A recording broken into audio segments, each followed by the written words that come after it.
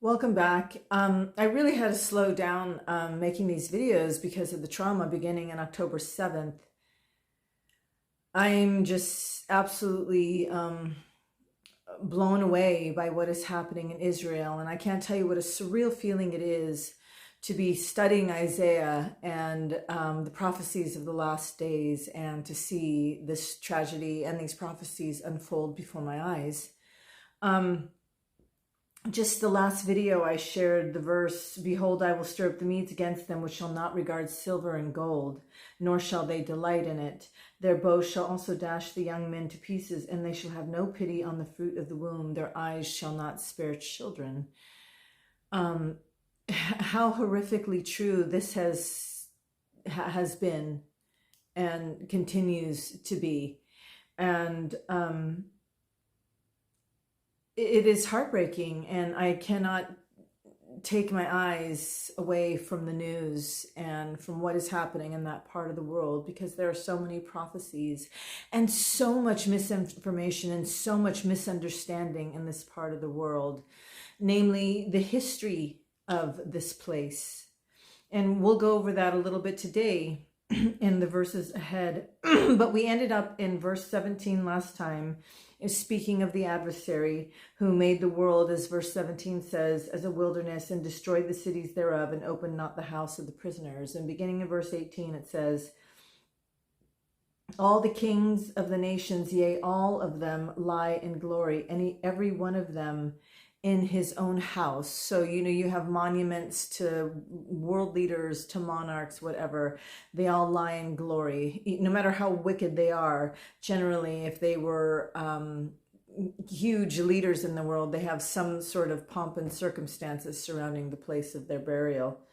Verse 19, "But thou," speaking again of the adversary, "art cast out of thy grave like an abominable branch, and the remnant of those that are slain, thrust through with the sword, that go down to the stones of the pit as a carcass trodden under feet." Again, he's not going to have a grave. Cast out of the grave, he doesn't have a grave because he doesn't have a body. As we recall, he was cast out of heaven before being born. He was cast to the earth. He's down here, but he never gained a body. He never went through the process of being born that the rest of us all went through. Abominable branch, I find it very interesting because Carl Jung and Joseph Campbell talk a lot about these shared elements of our subconscious, and that there are certain images that convey messages to us. A snake conveys danger, a spider, a rat, certain things can have powerful meaning to our psyche and that warn us. This abominable branch, this image of this rotting vine or this spreading disgusting branch, is actually one you see a lot today in scary movies and in shows, where whatever's evil tends to spread some sort of evil, ugly branches. There's a rot. It's like a rot, but it's spreading like a branch, and it's always black. It's always dark. It's always insidious. It's always spreading. It always starts small and then gets bigger and bigger, bigger as the movie goes on. Whatever it is, but it's imagery that is constantly being used. This abominable branch, the way evil spreads its tentacles and something that is so hard to contain, especially if you don't nip it in the bud. And so even Isaiah is using this very same imagery that we still use today to convey what evil is, this insidious spreading. And again, this verse emphasizes that Satan upholds no one. Those who side with evil, in the end, they will be thrust through, and they will be dead bodies trodden underfoot. They are going to be cast away, and they are going to be, as soon as they are no longer of use to evil and its purposes, then they're done away with. And those who fight on the side of evil find this out very often the very hard way. In verse 20, "Thou shalt not be joined with them in burial, because thou hast destroyed thy land and slain thy people. The seed of evildoers shall never be renowned. Again, he destroys all those who follow him. They're only of use, and they're only allowed to continue as long as they are of use. And again, he's not going to join them in burial because he has no body. He has no body. And what are his objectives? Clearly to destroy land and to slay people. Those are his two objectives: to destroy and to destroy creation and to destroy those who live upon the face of creation. Those are his objectives, and those who align themselves with those objectives will go the way of those objectives. You live by the sword, you die by the sword. And again, it is not to preserve land. It is not to enhance land. It is not to enhance people or preserve people. And that's how you can tell. These are ways, very easy little clues to tell who are the good guys and who are the bad guys. 1, good guys don't destroy land. Good guys don't destroy people. This is a really easy checklist. If you look at some of the areas, particularly Israel, the land that was carved out for Israel and for the Jews to inherit was mostly swampland and was not very hospitable to agriculture, to a lot of things. And yet through their ingenuity and through their hard work, they were able to create a paradise. They have advanced irrigation systems. They did all sorts of research and farming so that they're able to grow fruits and vegetables, for example, in salt water. They are experts at desalination. What was once a land inhabitable has boomed, and they are as advanced as any other country in the world. Israel is a miracle in the desert, and it's a fulfillment of prophecy, just as the scriptures have said. And yet, if you look at the countries surrounding them, you'll see a large amount of poverty. You'll see there's no research going on in desalination and alternative farming methods. And you'll see high rates of unemployment. You'll see poverty. You will see no advancements, no development. There's nothing about preservation. There's nothing about advancing people at all. And so this is how you can tell. And this goes for all countries in the world. If you look at all governments, are they advancing their people? Are they preserving their people? Are they preserving their land? Do they have respect for their land, for their resources? These are the good guys.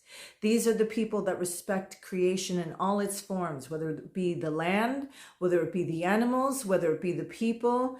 And, you kind of know where my heart is. People are last on that list. But honestly, these are the people that are the good ones, that are all about preservation. And as much as they can within their power, they're doing their best to have respect for their resources and respect for all life. And those who are evildoers are the opposite. They have no respect for life. None whatsoever, whether it is creation or whether it is people or whether it is animals. It is all disposable and of non-importance to them. This verse says that the seed of evildoers shall never be renowned. I can only assume that it's referring to heaven. Perhaps they're not renowned in heaven or in the hereafter, because it seems like most of the people who are renowned are not of heavenly quality. So I wish that this were true, that because like I said, some of the most renowned people in the world, whether it be on the political stage or, celebrities of one form or another, these people are not usually of the highest moral fiber. And this attitude of entitlement and arrogance, having this being one of the renowned, tends to breed an arrogance and a sense of entitlement that is just tends to perpetuate wickedness on those around them. 21. Prepare slaughter for his children, for the iniquities of their fathers, that they do not rise nor possess the land, nor fill the face of the world with cities. Again, prepare the slaughter for his children. Again, we're speaking about the adversary, for the iniquities of their fathers. So this isn't necessarily little, this isn't minors. This is not necessarily children, but those whose father is the devil. They're his children. The adversary has children too. He has people he's raising as well. And those are the ones that are all about destruction. And what is their pay? Fame and wealth, things that in the long run aren't going to mean much. If these people if you look at shows, and I know I bring this up a lot, but it's just so powerful when you look at it from a spiritual perspective. Some of these shows like Walking Dead, why they're so massively popular is because people can see that at the end of the world, who's going to be toting gold around? Who's going to be worrying about, having a bag full of dollars, these things, and who's going to worry about being famous? What will fame and wealth serve you when times are really hard? Nothing. They will be at some point worthless. And what are the things that are going to be the most powerful and the most worthwhile and the most precious? It's going to be your relationships and your community, and these shows, and the strength of your community, and your strength and your ability to survive is only going to be as strong as your community and your relationships, because no one is going to be able to survive on their own. And so people can see these things, even if they can't put these things into words. These are the same values that are reflected, for example, in Isaiah. Because these people who are children of the adversary, because they sold their souls for wealth and fame and things that in the long run do not matter and will not uphold you in difficult times. They really won't. Well, you could say, oh, well, wealth can build you a bunker. Okay, yeah, well, good luck staying in there forever. The thing is that, and ultimately, all the values and all the treats of the adversary are going to be exposed for what they are and for what they were. Just like in Chronicles of Narnia, if you remember, when Edmund got the Turkish delights, and it turns out they were nothing more than an illusion. They were nothing more than made of snow, but he thought he was eating candy, and he doesn't question where this comes from or whatever. When she throws it away, it's just nothing but snow. It's all an illusion. They're delusions. And so prepare slaughter for his children, because that's what the adversary does. He sets them up to lose in the end. They lose their souls. They lose their sense of value. They lose their ability to feel. There's a lot on the line that gets lost when you become a child of the adversary. This again, the iniquities of their fathers.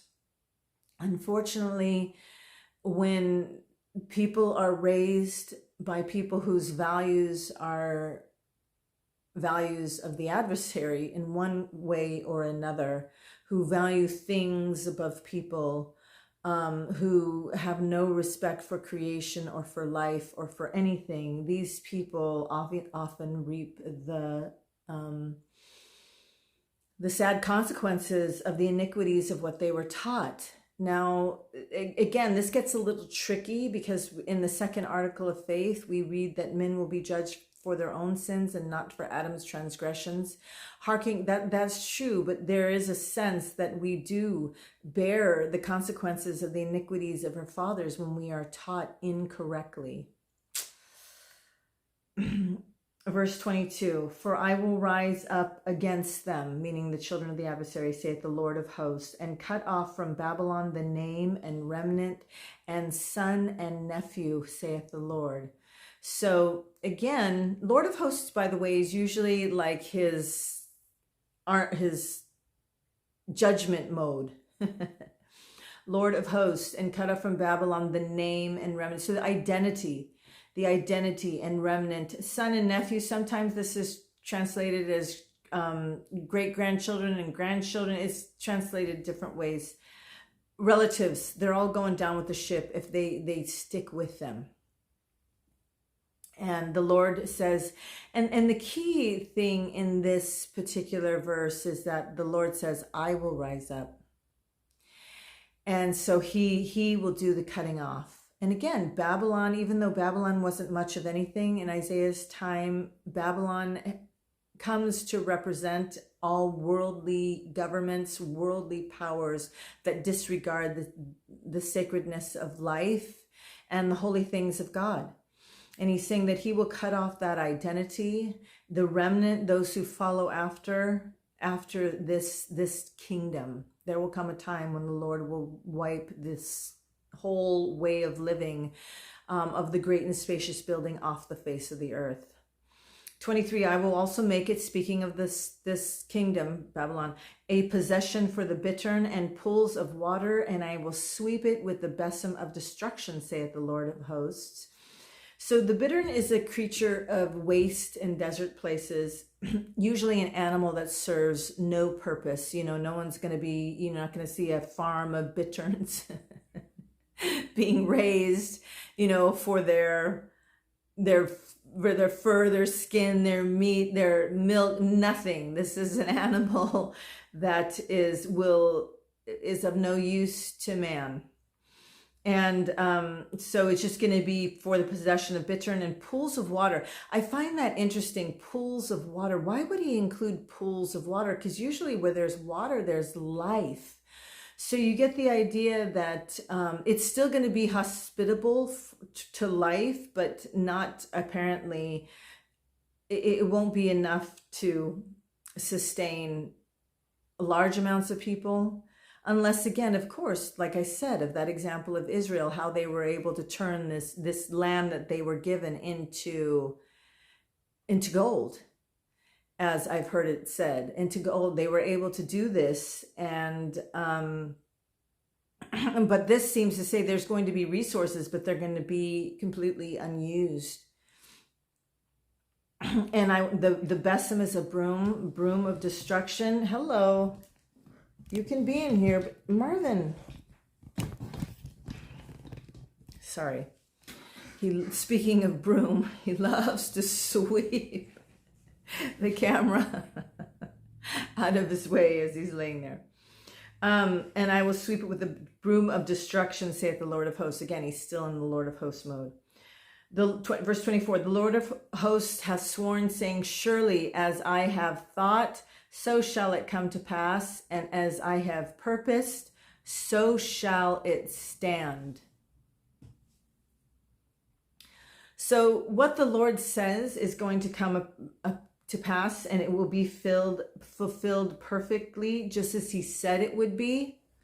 And there is nothing that he said that will not come to pass. So everything that we read, all the prophecies that we have come to learn, that's the way that it is going to be. So shall it stand. So let it be written, so let it be done. And that's the Lord is the only one that can say that and mean that. Verse 25, that I will bring the Assyrian in my land and upon my mountains and tread him underfoot. Then shall his yoke depart from off them, and his burden depart from off their shoulders.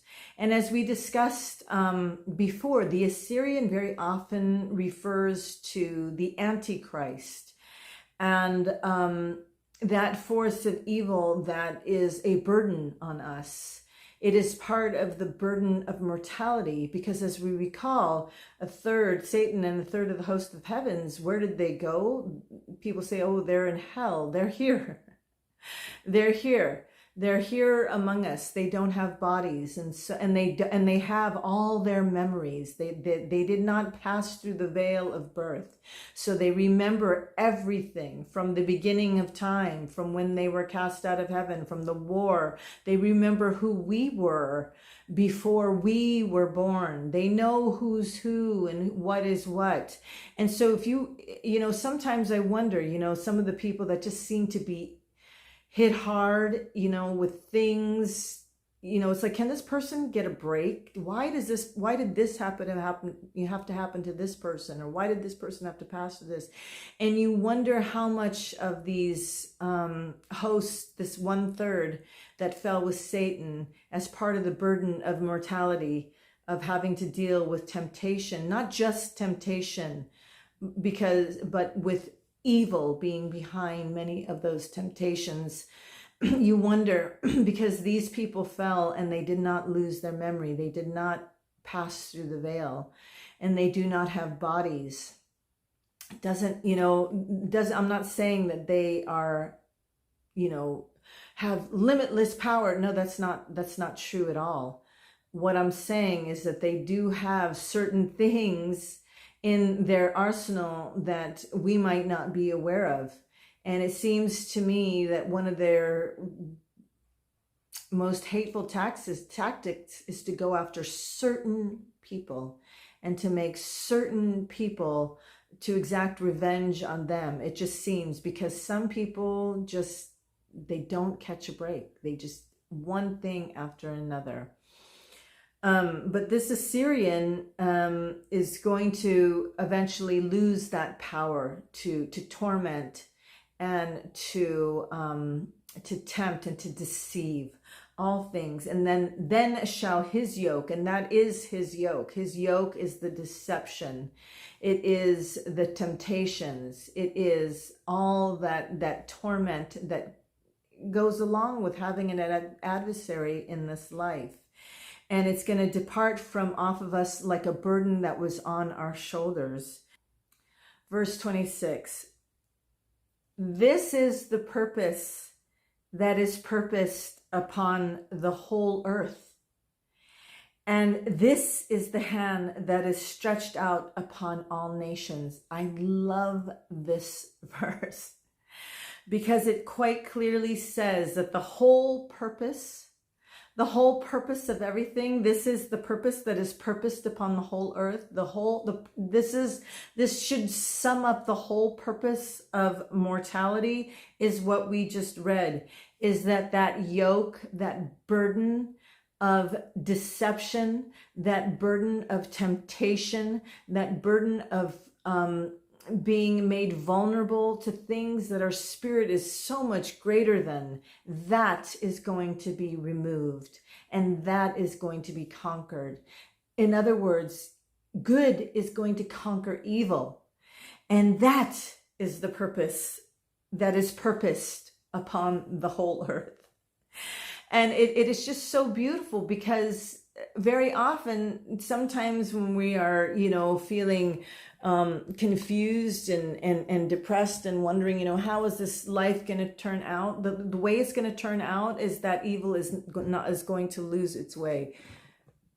Okay, I got to make it brighter in here, because we've got these clouds, and, you know, 1 minute I'm in a shadow, 1 minute I'm like jing, you know, it's like. So that is the purpose. That is the purpose that is purposed upon the whole earth.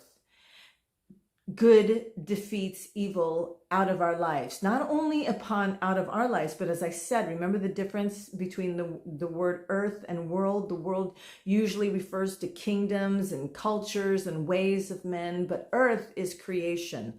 And not only will we be relieved, but also animals and, you know, the rivers, the oceans, the land, they will be relieved from the evil purposes of men who have treated the earth like a dumping ground and have robbed and pillaged and took what they wanted from it without a thought for life in general.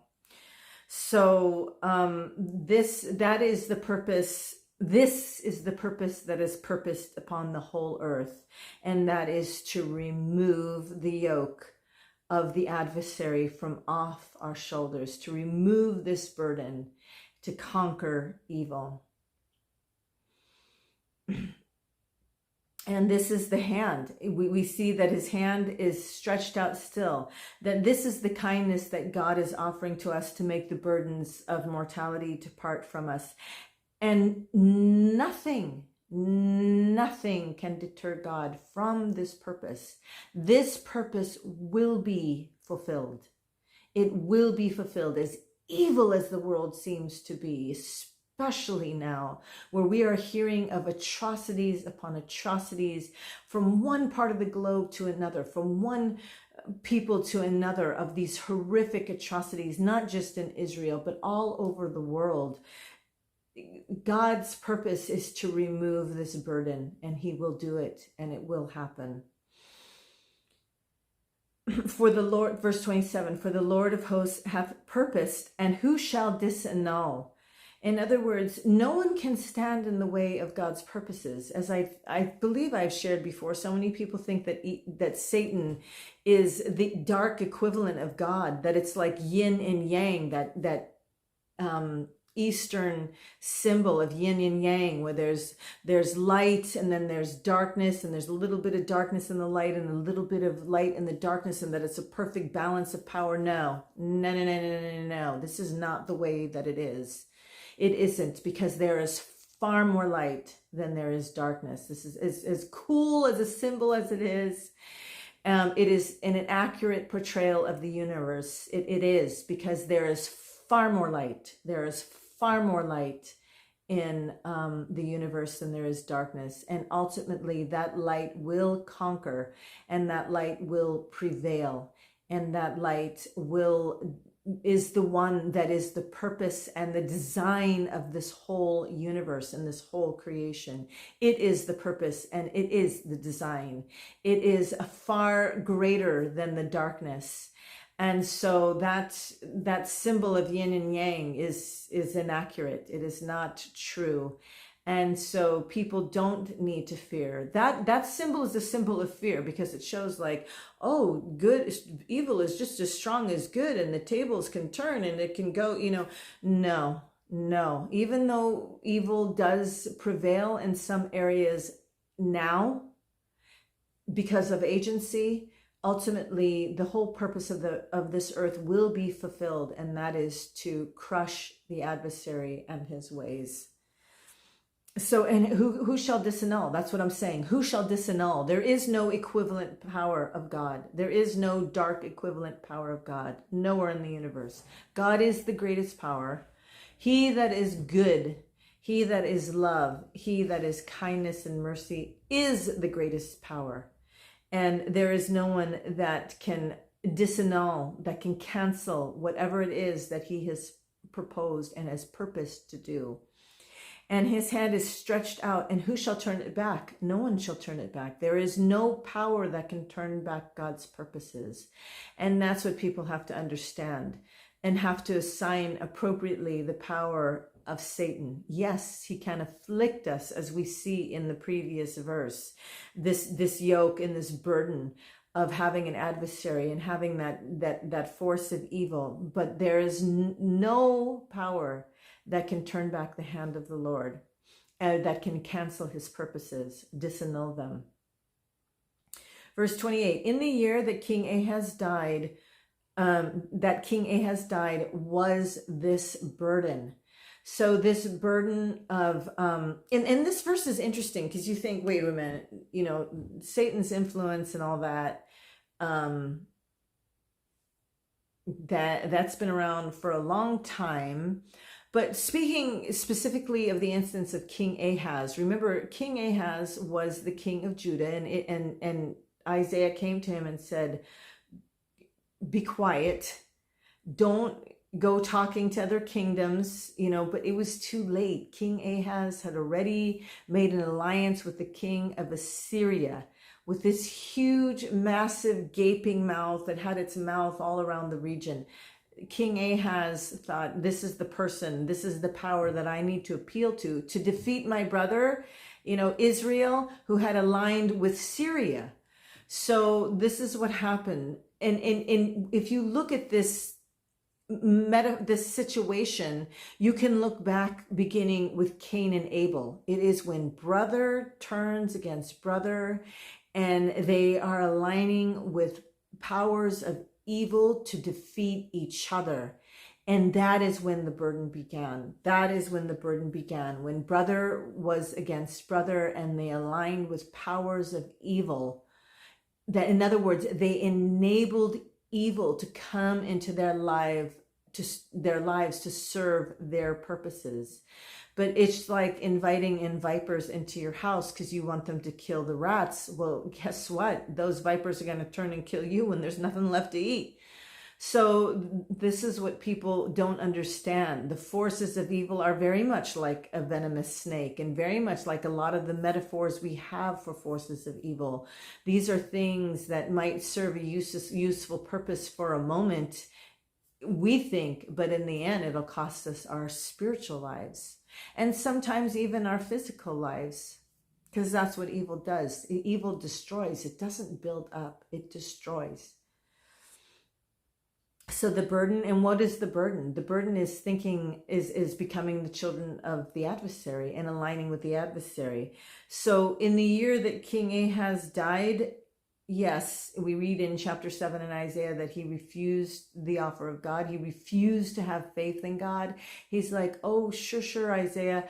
But, he already had it in his heart to align with these forces of evil and disbelief. And this started the division. And then, the northern kingdom of Israel was conquered. And it was the beginning of the end, essentially, for the house of Jacob. And they were scattered and conquered, and one country or another came in. Verse 29, and this is an important verse. Rejoice not thou whole Palestina, because the rod of him that smote thee is broken.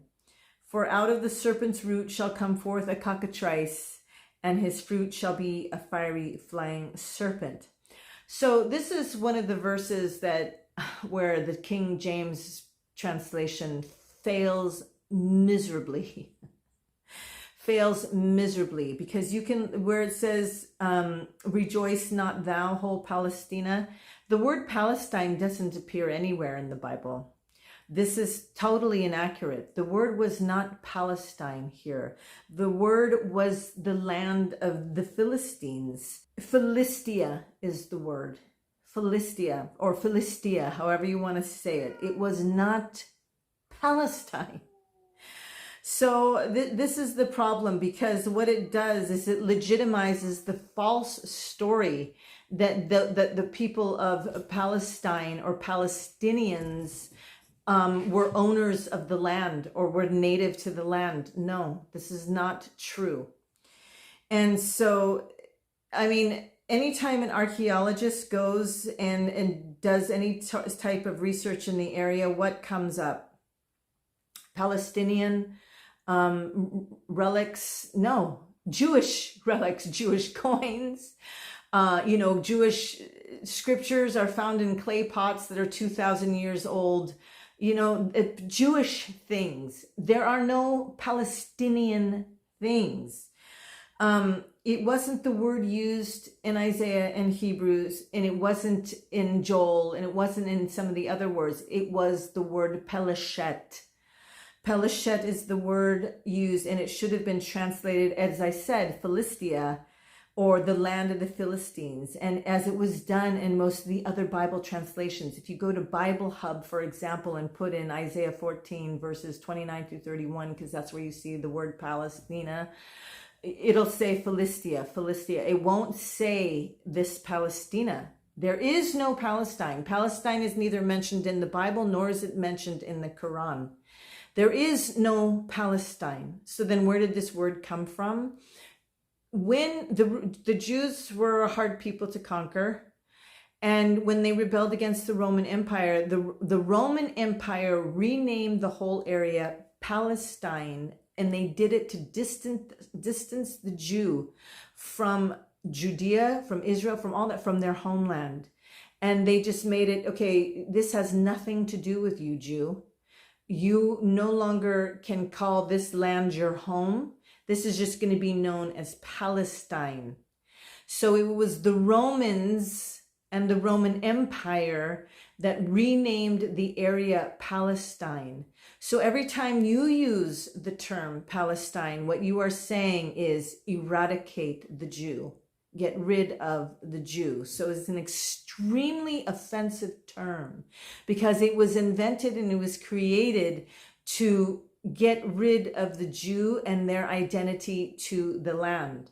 And today, when people say free Palestine, what they're saying is essentially the same thing. Get rid of Israel, get rid of Israelis, get rid of the Jew.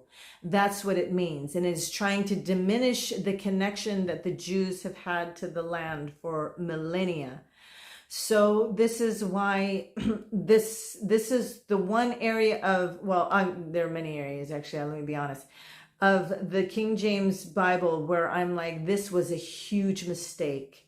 The way they translated, the translators used the term of the conquerors to refer to the people of the land, and it is inaccurate. And even the Philistia, even that wasn't like a united kingdom. The land of the Philistines, even then they had 5 different kingdoms with 5 different kings. And it wasn't like, the only thing they were united in was their hatred of the Jews. Just like today, the Arab world is united in one thing, and that is the hatred of the Jews.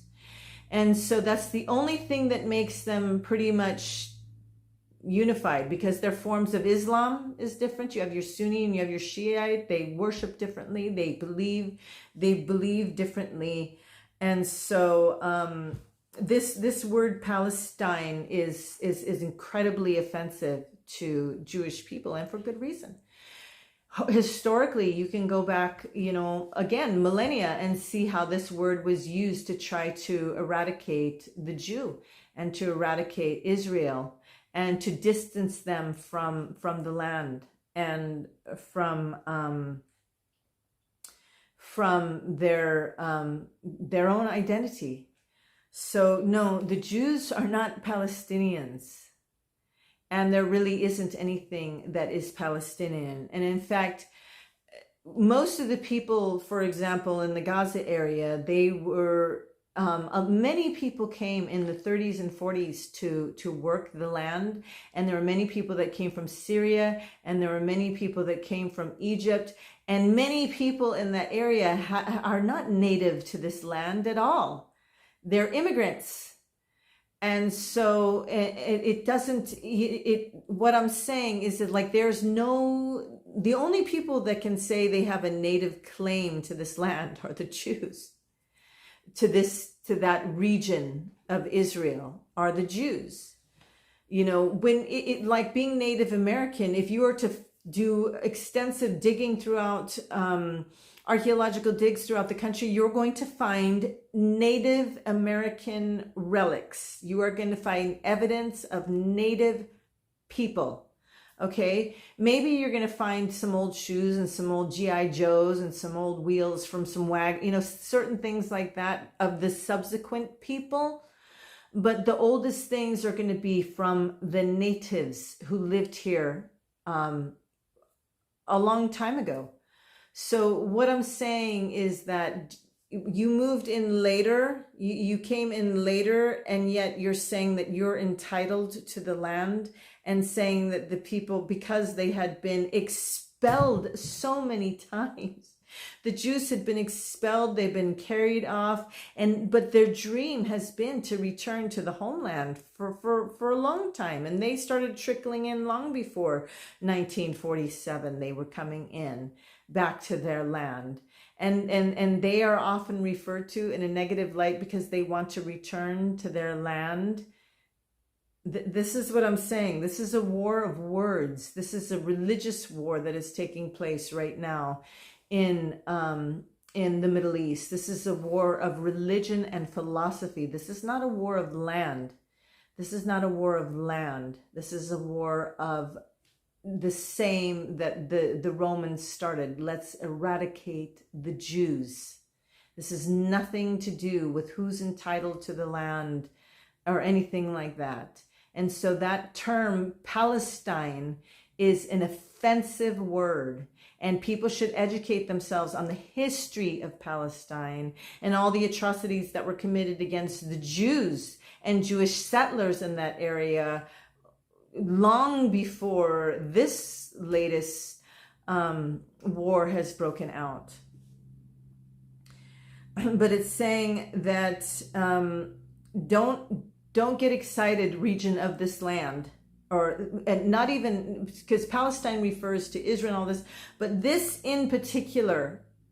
So again, this is wrong. This word is wrong, because Philistia, or the land of the Philistines, was that strip of land on the Mediterranean, part of which is Gaza. This is what it's referring to, not all of the area that today is referred to Palestine. And it's telling that area of the land, that land of the Philistines, to don't rejoice.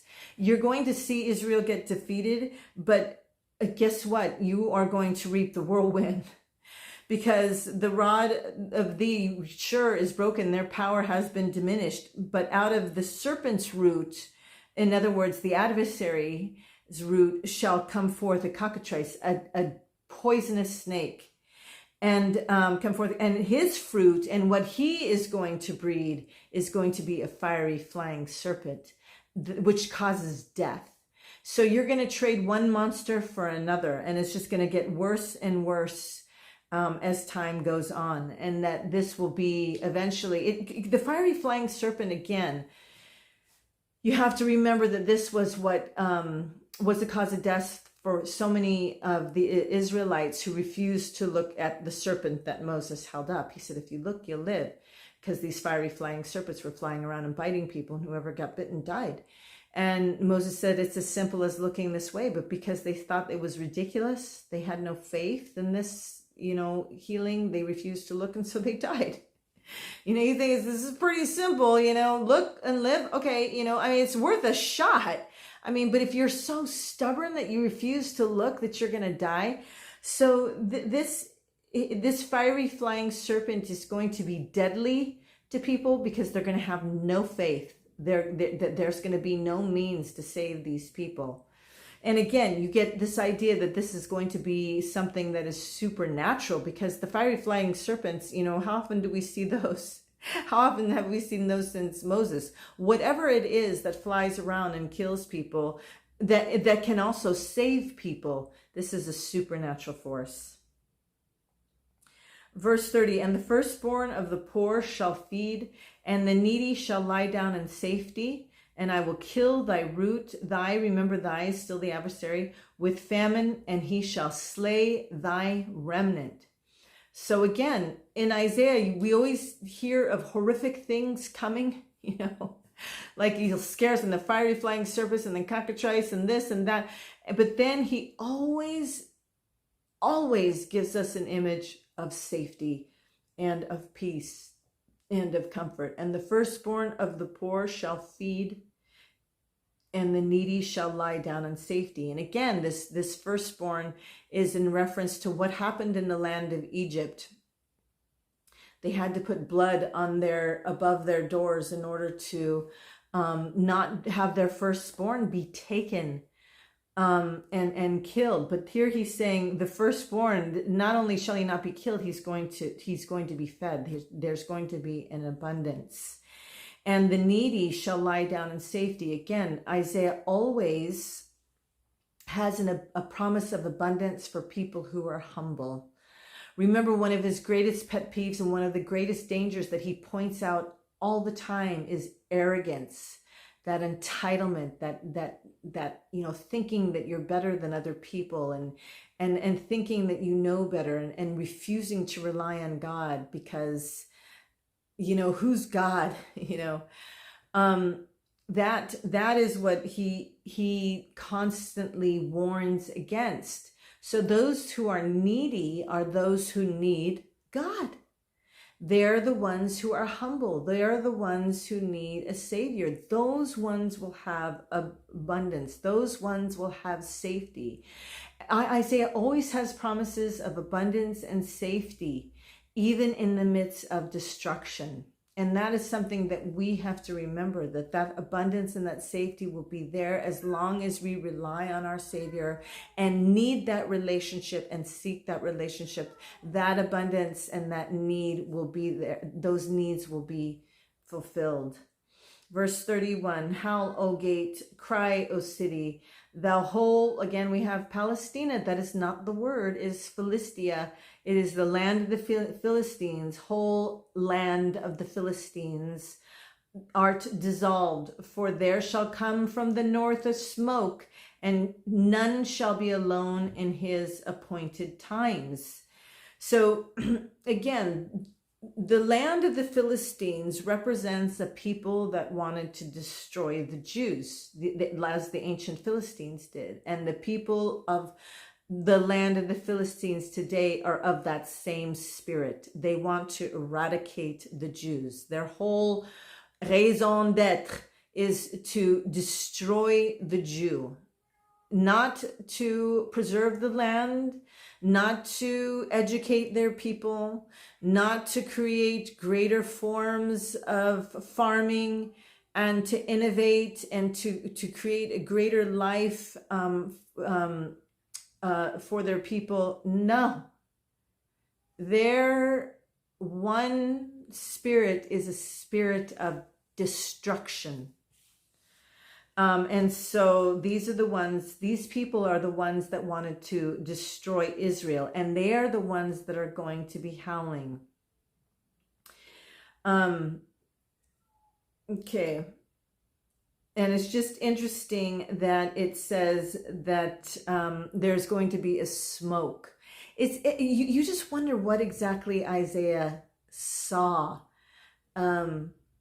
Because when you turn on the news today, it's just smoke everywhere. It's just like, because it's bombs going off and you see dust, and to Isaiah this would be smoke. I don't think he could imagine that this would be dirt and debris, fine debris from things getting blown up. He just sees smoke, and this is what he sees, that he's saying, now howl, O gate, cry, O city, thou whole land of the Philistines, art dissolved, for there shall come from the north a smoke, and none shall be alone in his appointed times. Usually the north, by the way, refers to judgment. In this sense, right now Israel is planning to invade this land of the Philistines and coming in through the north. And none shall be alone in his appointed times. You think, oh, no one will die alone. In a way, yes. No one is going to be dying here without someone knowing. No one is going to be alone in their times of judgment. This is all going to be for the world to see. No one will die alone. Every death will be known about in numbers, on news reports.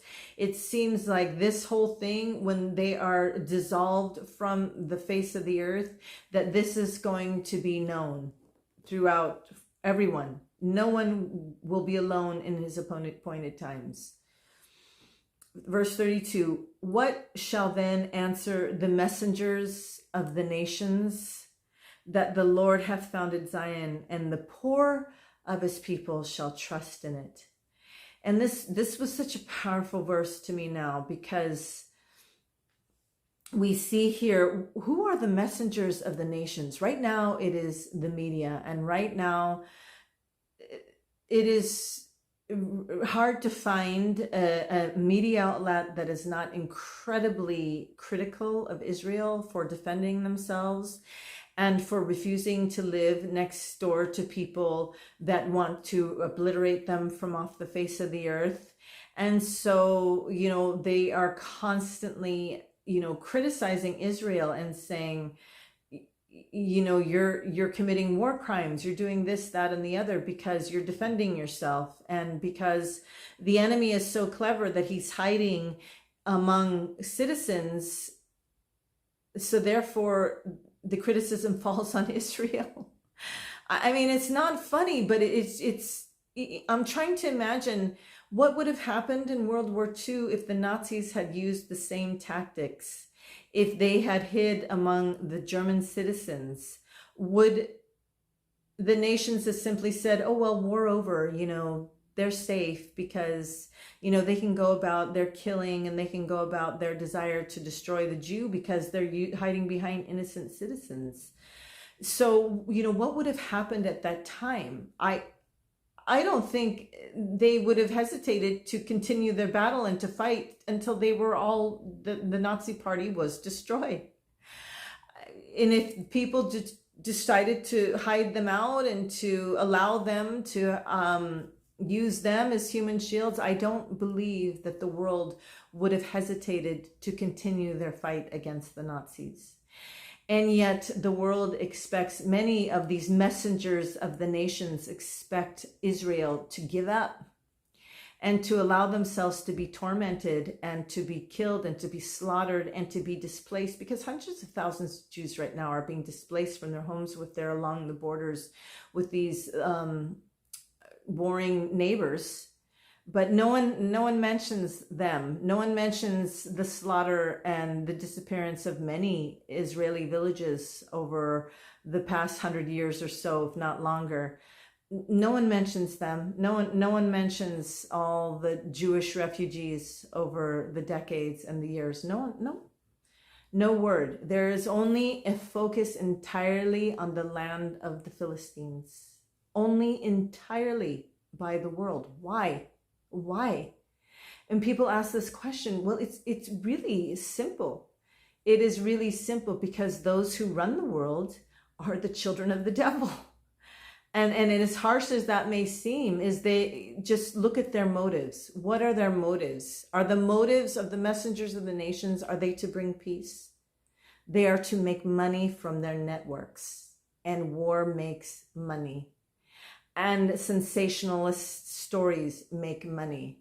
These are people whose heart is on fame, and it is on money, it is on ratings, it is on things of a very shallow nature.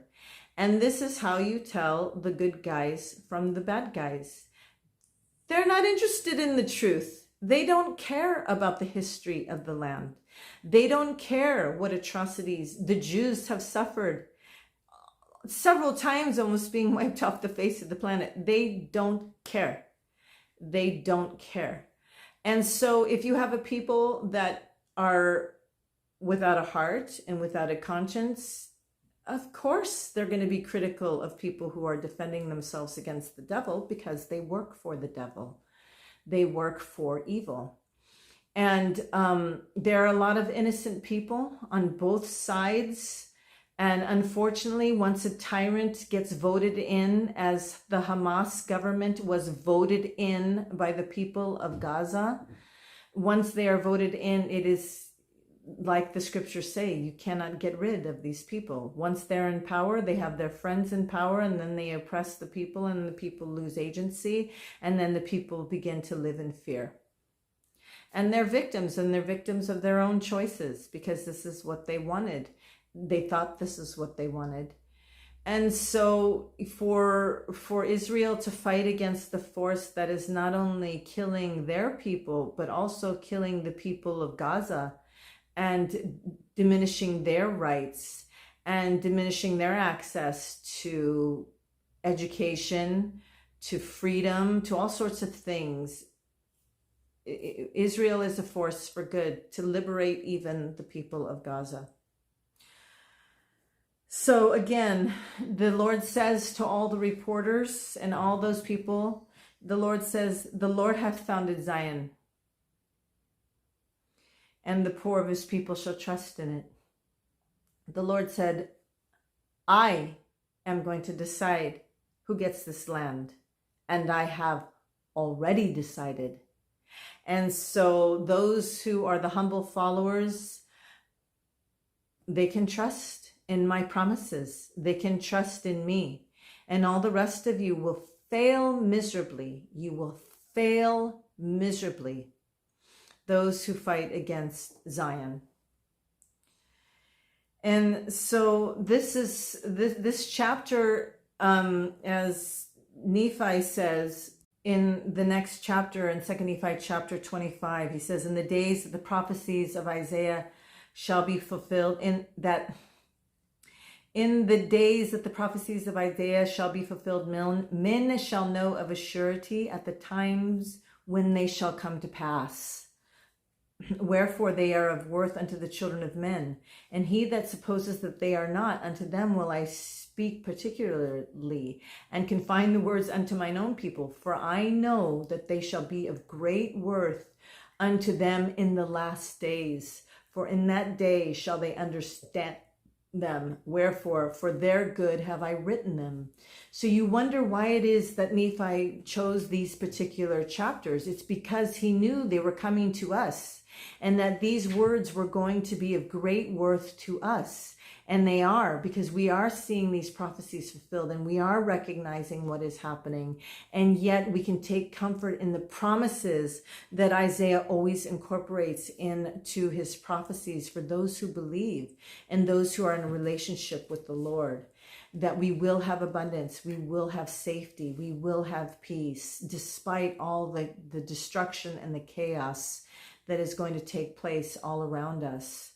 And so that is why the words of Isaiah are of such great worth to us, and they are such great worth to us to continue to study and to understand, so that we can recognize when these prophecies are fulfilled.